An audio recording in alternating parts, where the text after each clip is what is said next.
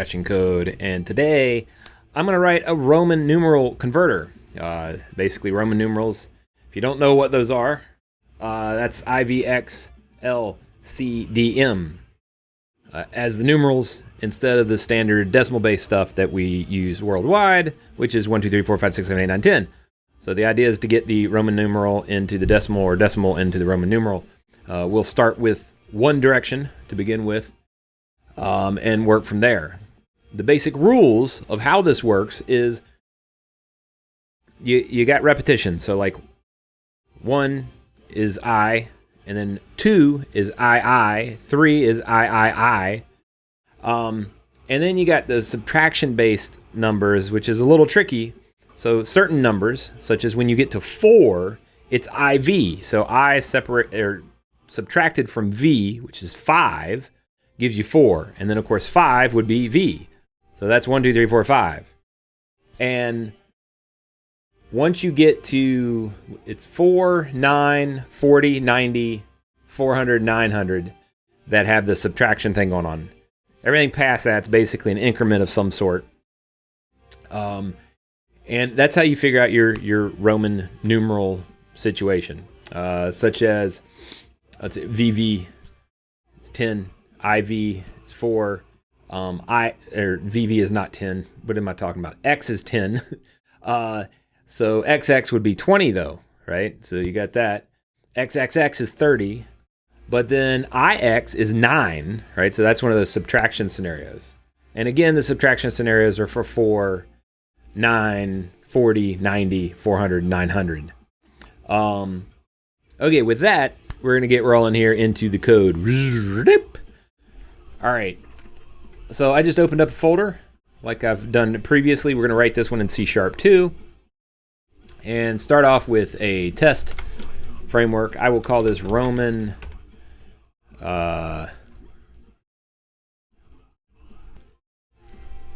numeral tests. All right, and then for the code itself, I will create a class library for that, and we'll just test against the class library for the implementation. Roman numerals. Roman numeral. There we go. Yep, that works. Okay. So with that in place, I'm going to write some tests. Unit tests. There we go. So for tests, I never like leaving the class just named that, but I'm going to go with that for now. And for this, we're going to turn this into test cases. So it's test case, and then I'll do the decimal number, which will be an int. So we'll do like 1, and then we want to convert it into I, right? And let's go down here, and I'll name this Roman convert tests int. Int. We'll just pass the value there, and then string is the expected string from the int. And then let's get another one of these in here. Test case 2, and that'll be 1, 2, and then we got 3. I 3, and then let's go ahead and do 4. Test case 4, and that'll be IV, and then about 5 into there. All right, okay. Now this should fail. If I write the actual test to pass here, let's do assert that Roman, let's see, we'll call the class will be Roman convert, and then dot build Roman numeral, like that, and then we'll pass in the value, and it'll be value, and then dot is equal to the expected result. Okay, now with that in place, I should be able to now go and create this class, create type, Let's do a class. And then we'll implement the method. There we, whoa. Didn't mean to do that. Let's see here. I want a string back, actually. Not whatever that thought I wanted. Anyway, okay, so that's in place now. And this probably, yeah, let's make it static because we'll just call it. We don't need to instantiate the object. And that looks good. So let's take this now and actually go put it in our class here. There we go. And now if we bounce back over here, we can say reference that class. What is it? Yeah, it said do that. Oh, weird. Okay, anyway, we got it in there now. And I can get rid of the in-unit thing because that doesn't need to be there. And we are set up here, so we can now implement here. But just to run the test and show the test running, let's see here, this is going to be Roman numeral test. Oh, so just like the namespace. And this is going to rename to that, to have that all in sync. All right. Now, if I run this, it'll fail because I haven't implemented anything. And we just get back blah, blah, blah. Like such. Okay. So now go back over here and let's hear, this is Roman convert. So I'm going to rename this class. Refactor it to rename Roman convert. All right. So we have this now. What is the best way to not throw an exception and instead actually execute and do some type of conversion here, right? Let's see. Well, the first one, we want to say equal to 0. Oops, shoot, 0. If it's equal to 0, we want to just return a string.empty. Okay, so that situation is handled. Oh, and actually, I should add a test for that. Let's not leave that empty. Let's do test case. So if we say 0, oops, string.empty. Oops, empty. Oh, is it string.empty? Oh, come on. Yeah, it's just this. Why is that not working over here? That's super weird.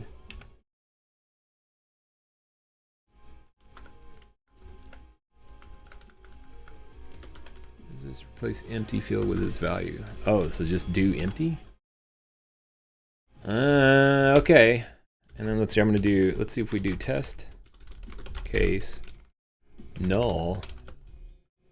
Can I do that too?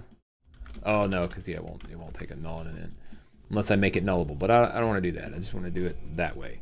So then we want to basically, okay. So again, let's think about this. The way Roman numerals work is like you have a number. Like let's say 1987. It's common. It's like people often do years with them just for whatever reason. First number, the first big number is 1,000. Okay. Second one, of course, 980, and then 7. So that's going to give you like an M, right? So M is 1,000. So take away 1,000 from 1987, you have 987 left, and it moves to the next big number. And that's 900. You take away that from 987, so then you have 87 left. And 900, by the way, is CM, so you have like MCM at this point. And then you have, where did I get to? Okay. The next largest value is 87, so 50 L. And then you got 37 left over, so that'd be 30, 3 X's, and then 7, which is VII. So that's MCM, L, XXX, VII. I think. It's always hard to do this shit in your head. All right, so that's how that processes. So we need to basically write that in the method, right?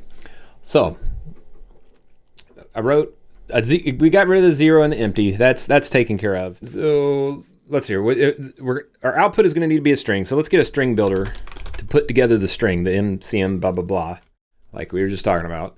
So that'd be string builder result equals new string builder. Okay, and then I want to get those increment values, the particular sizings, and the weird off by 1 values, the negative values, right? Or the negation. I don't know what you would actually call those, but anyway, let's see here. You'll see what I'm doing as I put it out. So let's write out int values, and then wait a second. How do you? Yeah. Well, and now it's shadowed out. That's weird. Anyway, so I need like 1,000, and 900, 500, 400. 100, 90, 50, 40, 10, 9, 8, 7, 6, 5, 4, and then 1. Okay, oops, 1. Now, I'm 1,000, not 100. Okay, so with these, why is this complaining? Oh, I'm calling too many things values. Yeah, there we go. Okay. Had a conflict there, but no more conflict. So the 1,000, 500, 100, 50, 10, 5, and 1 are all the values of the Roman numerals. And the 4, 9, 40, 90, 400, 900 are the negation values, where you have the previous Roman numeral subtracted from the next increment Roman numeral. All right, so now I want to get together our library of strings. It'll be our symbols, our Roman numeral symbols that we want to kind of map. They'll be mapped to this. So it'll be M, and then CM, and then D, and then CD, right? Wait, C. Yeah, CD. Then C, we're on C now, right? Yep, and then 10 is the next one, so it'd be XC, then X, and we're at, no, we're at, I missed one, C, XC, then L, then XL, then X, IX, and then V, then IV, and then I. And I think that does it for us. Okay, so that basically gives me the mapping for those. And so when we start to write out the loop as we go through, and we go from 1,000 down, or whatever number we start with, if we only pass in 100 something, then obviously we're not starting at 1,000. But we'll go through each of the values, and we'll subtract that once we get to that value through a for loop. So something like this: for int I equals Z. There we go. And then I is less than values dot the number of them in that array. Okay, and then semicolon I plus plus. So increment down through the or up through the values there, and as we get to each one of those, then we'll bump them off of basically the stack of the int that we've passed in as a value, and we'll assign the letter and then step through and continue onward that way. So should work. So then in here, while value is greater than or equal to the values that I'm at I, Then you're gonna then append the thing, the Roman number symbol. Oh, wait, I want 0. I want wait, where I. Hit parens and then boom, semicolon, and then values negate from values the amount, which again will be I there. So then that should work. And then return result dot toStringy. And okay, so that should work. And now up here, what is this saying? What do we do arrays different nowadays? Use array initializer, remove redundant code in file, use collection expression. Okay, let's see what that looks like. Oh, it puts it in, goes from braces to brackets. Okay, syntax wizards, whatever. And then let's say you're using array initializer. What does that do? Oh, that just removes the new. So you don't need the new. Okay, I'm familiar with that. I'm not familiar with the other thing though. Use collection expression. I think so. Based on writer, this is the modern form of doing the array when you basically are assigning / instantiating it in place like that. Okay, cool, whatever. This one, let's see. I'm gonna use a var. And then here, I'm doing that because I like to get rid of the lines. I'm not really a stickler for that. I mean, you know what type it's going to be. It's over there, but anyway, whatever. Okay, so that should work. Let's go back and run these tests. And hey, look at there. It's almost... I always feel like there should be a longer cycle time where you see like one pass, one pass, one pass, one pass. But the fact of the matter is, hey, it builds and runs super fast. So you get all the tests back almost instantaneously. And we have success across the board. Now, at this point, I'm gonna add another test or two just to kind of make sure. Because I've only done a few right there. So if we go above 5, I might have messed up part of something. So let's get into the 500 range. Oops, test case. We'll do 500, and that will be D. Let's do 10.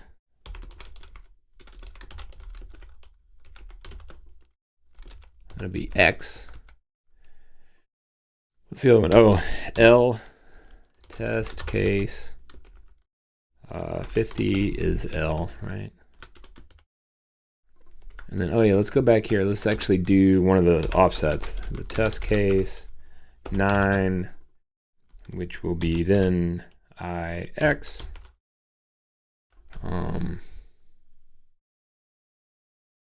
Yep, sounds good to me. Let's throw this test case in here for... Let's just do a bigger one. Let's do like 2014, the year the Ruskies invaded Ukraine and Crimea, bastards.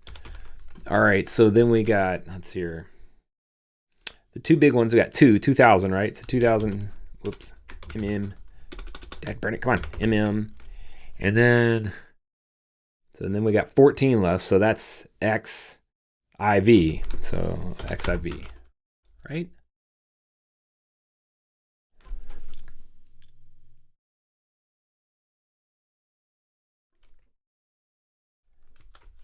I think that's right. I'm gonna run it and we'll see. Yep, that appears to be right. I like how it orders the tests. It puts them, that's weird. It doesn't run them in the order that you enter them in.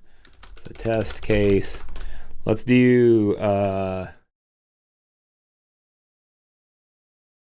what's a good year? Let's do 1954.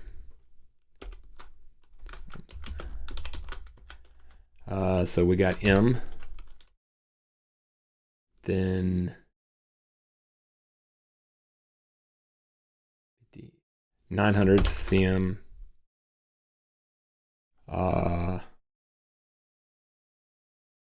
50 is L, and then 4. So IV. I think that's right too. Let's check it. Whoops, not debug. Whatever. Run the test.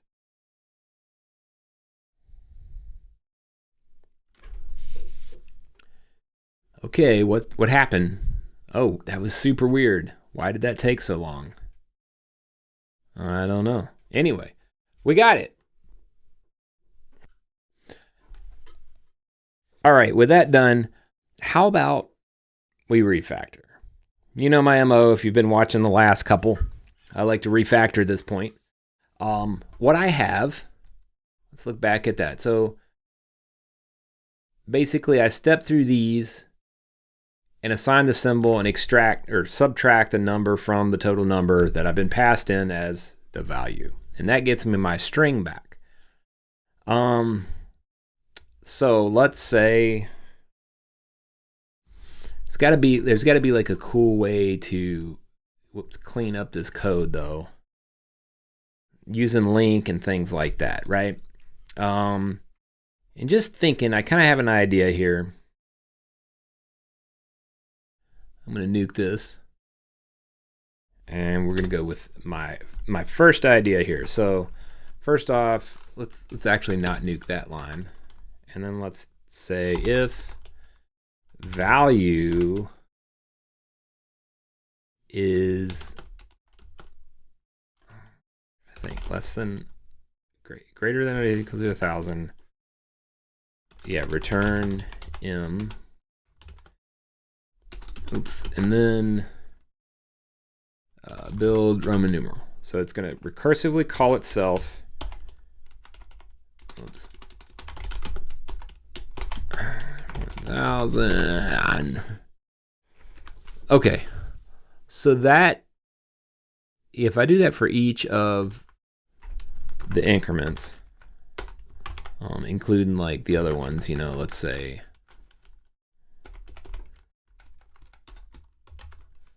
like that. So if, oops, minus 900. So if I go down each of those this way, that should actually get me the result, I think. Yep, that looks good. That logically, that looks good. So if I go through each of these, so a little magic video here, I end up with this recursive function here. Oh, and then I gotta boom. Let's just can I just return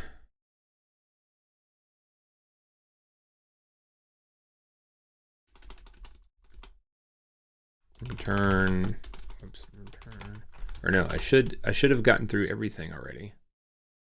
So that means I just need to do like a throw new argument out of range exception. There we go. And I'll just say something bad happened. So that should recursively nest into each call. I don't like this one though. Yeah, okay, I don't really like this. There's something about it that just seems dirty and recursive and weird to debug. I think I liked my other bit of code better, but let's go with this one for the moment. So it should run and it should pass. So let me see though. Okay, yeah, it passed all the tests. So, but I don't like this though, because it looks too blockish. It doesn't look like there's an actual flow to it. It just kind of looks like it bangs its way through the processing. Maybe it's even fast. I don't know. But anyway, it's one way to solve the problem through a recursive call. And like if we were ever to have additional Roman numeral digits, we could add them to this, but that's not happening because the empire no longer exists, even though people think about it every day. Haha, meme call out. And you know, there's not going to be new digits to it. There's not going to be new Roman numerals, period. End of story. So anyway, that's kind of what we're left with. However, thinking more, I have an idea where I could do it with link. as pairs, and then maybe like query over them, almost like a SQL-ish type of, or Lambda-ish query over it, linkish query over it. Let me see if that works. Let's give it a try. I'm going to nuke all this stuff again. I'm going to go with the same formatting, and here we go. Okay, so we still want to check and get rid of the 0 here. If I've made it value. Let's just do n for number. If n equals, number equals 0. Actually, I don't need to do this. I'm just doing one line. Return string.empty, like so. Okay, so that's done. And then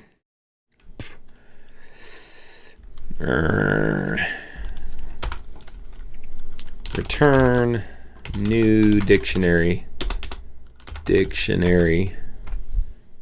And we're going to pass in an int value and a string, because we're going to do basically a dictionary of all the Roman numeral values and their pairs.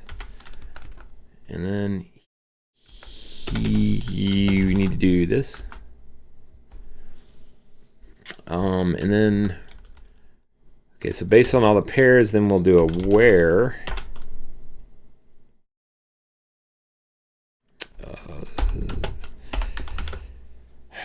The key property.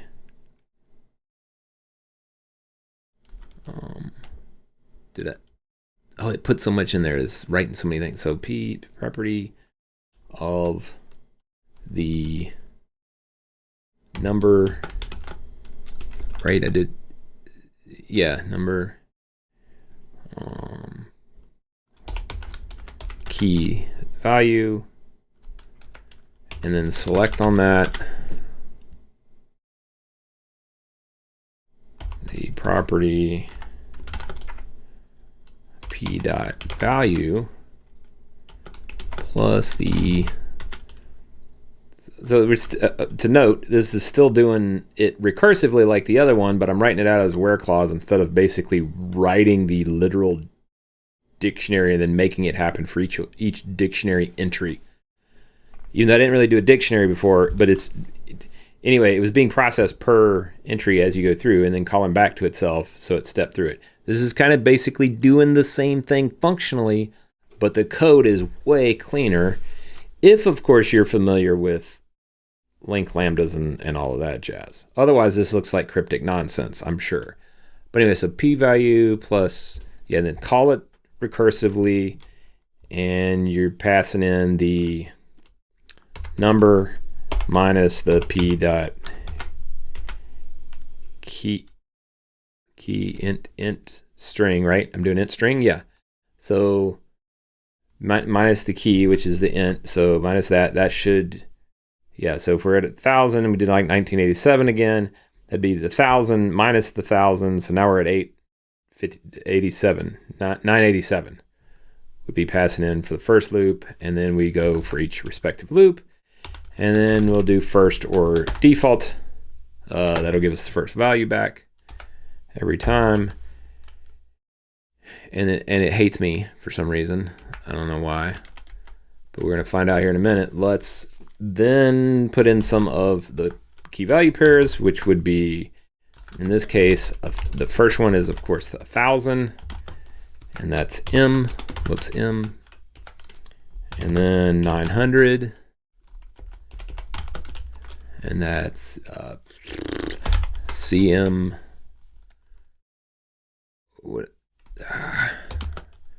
Having the outer braces and the inner thing be braces is, I don't, that's a troublesome syntax. So 500, and that is m, d, wait, c, m, t, yeah, yes, c is 100. Oh man, I just almost got that twisted in my brain. Okay, C, and then 500, and then we're at 400. You got to do that one, and that is CD. And I didn't put it in braces. So I just complained about it, which is exactly why I complained about it. Get that out of there. Okay, 400, and then you got 100, and that's C, and then you got 90, and that is C minus X. And then we got 50, which is L.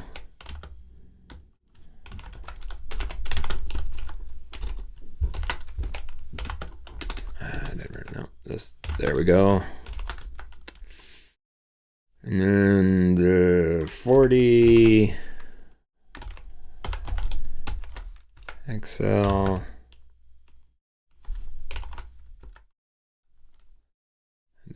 Down to 10. X. Almost there. Almost got them all. And, oops. The next one is 9, which would be IX. And then we, oh yeah.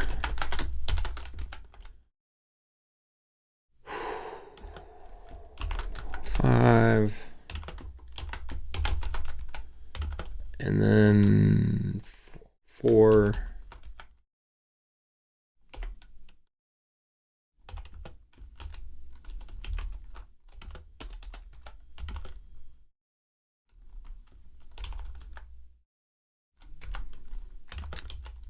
That's 1.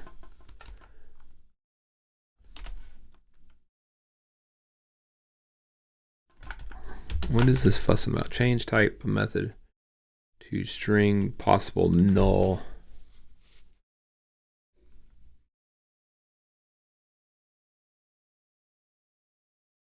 Let's just do that.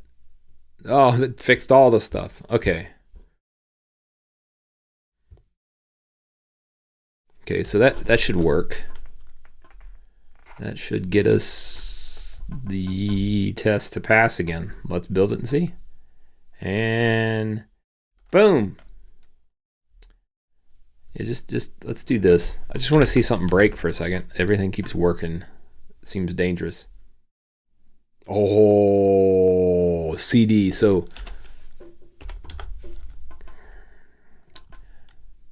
we're going to do 400. Test case 400, which will be 400 is the CD. And let's do test case. Let's just increment it 1. 401, which will be CD I. That actually won't prove out my thing. But anyway, 400 will prove out my thing. If I do that again, so let me run that. So that passed. And then if I do something crazy again, like that. There we go. Yeah, CD and CDI, both of these broke now. Yeah, that's what I expected to see. That was good that I ran that. I need more tests now. So I should go back and add respectively the other ones. But anyway, with that, I'm going to actually call it. I've just refactored twice into this crazy dictionary thing. Let's see, can I do this to kind of put it? Yeah, okay. Let's put, I got this dictionary, but having it on one line like that just seems nuts. And then where, I wonder if I can do like, can I do this? Yeah, okay. So that, well, that looks really freaking weird too. Anyway, we'll put the functions out here like that. Okay. So that, I don't know if that, anyway, that's kind of where I'm leaving it. I'm going to leave it at that with my refactor that I just did. Anyway, the next video will be figuring it out with some random AI thing. I don't know what I'm going to use yet, but catch me on the next video and we'll figure it out. On this one, though, I've done 2 refactors. Both of the refactors ended up being recursive refactors, but this is based off of using a dictionary. The other one was stepping through like with if structures.